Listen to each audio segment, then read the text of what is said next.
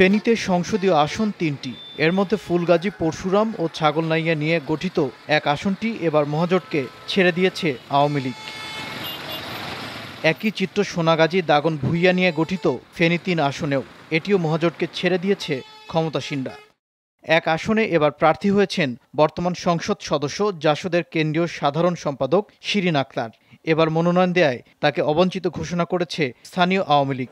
অন্যদিকে ৩ আসনে মনোনয়ন পেয়েছেন ১/১১ আলোচিত অবসরপ্রাপ্ত সেনা কর্মকর্তা জাতীয় পার্টির মাসুদ উদ্দিন। তিনি খালেদা জিয়ার আপন ছোট ভাইয়ের আত্মীয়। তাকে নিয়েও অসন্তুষ্ট স্থানীয় আওয়ামী লীগ।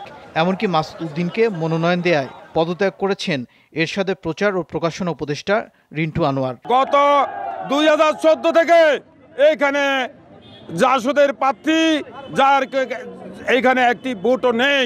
2014 সালে আমরা নৌকায় ভোট দিতে পারিনি।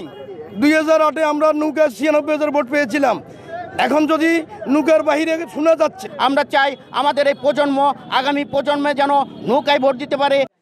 মাসুদ উদ্দিনের দাবি, এমপি হতে নয়, দেশের মানুষের সেবা করতে রাজনীতিতে এসেছেন তিনি। সবাই যোগ্য প্রার্থী, এটাতে নিয়ে কোনো সন্দেহ নাই। যিনি নমিনেশন চাচ্ছেন তিনি অবশ্যই নিজেকে নিজে যোগ্য ভাবেন। পার্টি ঠিক করে এই যোগ্যদের মধ্যে যোগ্যতমকে।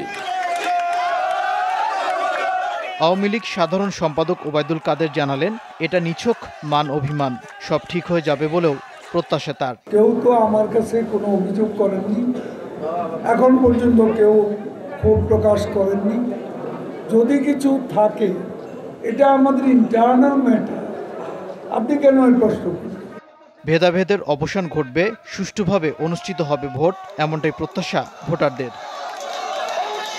ওবায়দুর রহমান, যমুনা নিউজ।